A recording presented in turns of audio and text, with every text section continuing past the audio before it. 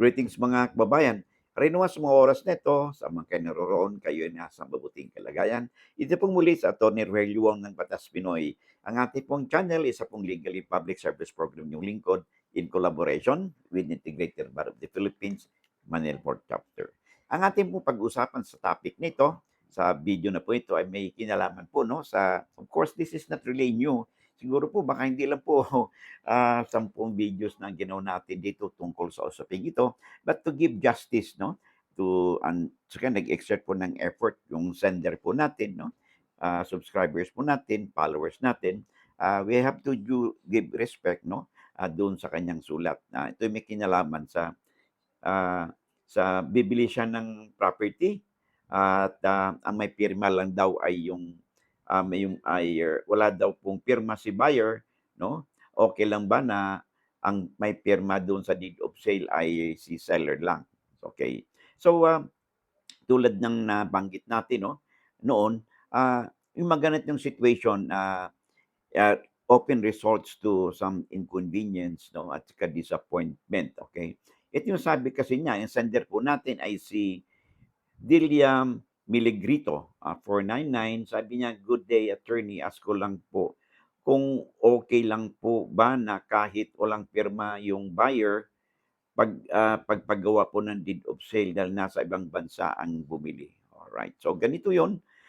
Well, insofar as the parties are concerned, okay, wala naman pong issue doon na valid yung kanilang kasunduan. Pero kasi kung isa lang, pag sinabi natin kasunduan kasi dapat may dalawang parties. Anong ebidensya ng kasunduan nila? Di, siyempre yung deed of sale. Pero kung ang may pirma lang doon sa deed of sale, isa lang, halimbawa sa seller, okay? Ito ay may tuturing in so far as the seller is concerned, valid yun. Okay? Maybe perhaps the buyer na wala siyang pirma dahil meron silang meeting of the minds, meron silang usapan aside from the deed of sale, ay valid din yun. Pero ang issue kasi dito is yung enforceability at saka yung registrability ng deed of sale na may tuturing na unilateral sale lang. Pag sinabing unilateral, isa lang po ang may pirma. Okay? Which is usually the seller. Yung buyer walang pirma o for obvious reason, wala siya dito sa Pilipinas. Valid ba yun? Well, it could be valid. That yung problema po ay hindi po maparehistro yan because it is now the policy of their land registration authority or register of deeds natin na upang maiwasan po no yung tinatawag natin the perpetuation of fraud, no? Kasi kadalasan po ito pong mga unilateral sale ay yan po ay ugat po ng mga legal na mga usapin at mga fraud, no? Kasi yung iba wala naman, hindi naman existing yung si buyer, nag-invento lang ng pangalan, ibinenta yung kanyang property just to hide, itago lang po yung kanilang ownership. So this becomes a parang money laundering tool, no? Na upang sa ganun itago yung tunay na pagmamay-ari, no? Kaya because of this, it has been the policy now of the Register of Deeds, yung LRA natin for the last couple of years na, no? Na hindi po nila nirerehistro ang ganitong klaseng bilihan. Although nung unang panahon, no? Siguro mga 10 years back, nirerehistro po ang unilateral sale. But lately po, no? Base po sa ating karanasan, ay hindi na po nirerehistro yan, no? Because that is a unilateral sale. And bukod doon, pag sinabi kasi nating sale po, ay ayon sa ating civil code, ay there is to be a parties, no? Dalawa silang parties. So, nagkakasundo sila. So kung nagkakasundo sila, dapat may pirma din yung isang party which is si buyer. So, kung walang pirma kasi si buyer, wala tayong ebidensya na nagkasundo ba sila sa ibang terms and condition nito. Okay? So, para maiwasan na po yung mga unilateral sale niyan, ay kailangan talagang may pirma yung dalawa. But in this particular case, ano ba ngayon ang legal remedy? So halimbawa nga, nagkaroon na ganyang bilihan, si buyer nasa abroad, ay anong gagawin?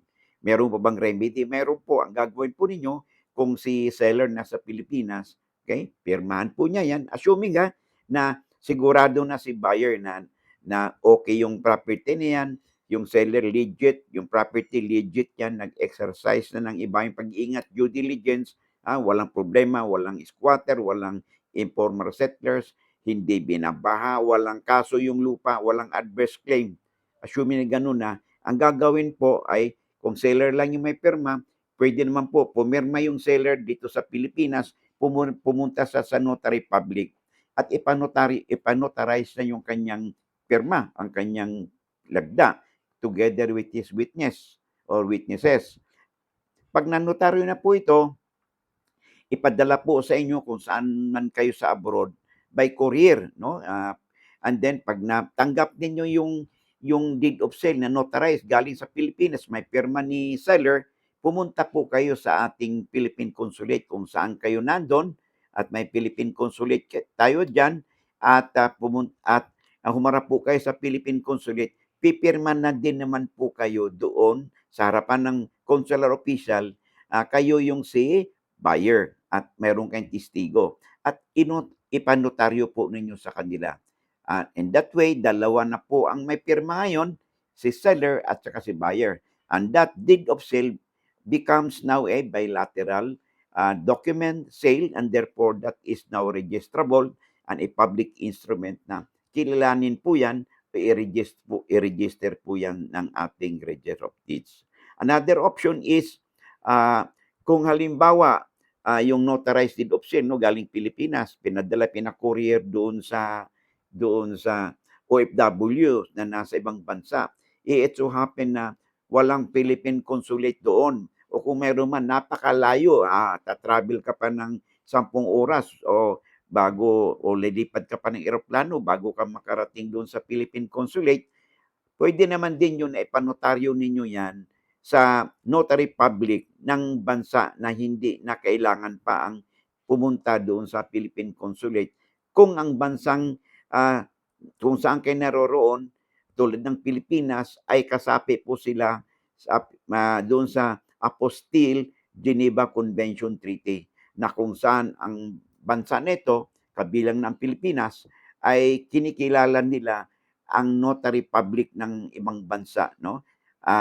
Na magkaroon po ng legal effects dito sa atin at ito po ay tatanggapin po as a valid legal documents ng ating mga ahensya ng gobyerno tulad po ng BIR, Assessor's Office at saka Register of Deeds among others. So in this way, no, kahit na po hindi na po kailangan pang pumunta sa Philippine Consulate. So I hope nasagot po natin ang katanungan sa atin ni Delia Melegrito, no, 499. Okay, would like to make use of this opportunity na pasalamatan po ang ating mga followers po natin, subscribers, viewers po natin, no? Dito sa ating channel, dito sa Facebook at saka dito rin po sa YouTube. Thank you very much, no? Sa inyong suporta. Alam niyo kung sino po kayo, lalo na kung hindi po nag-skip ng mga ads. Thank you very much, no? All over the world po kayo, no?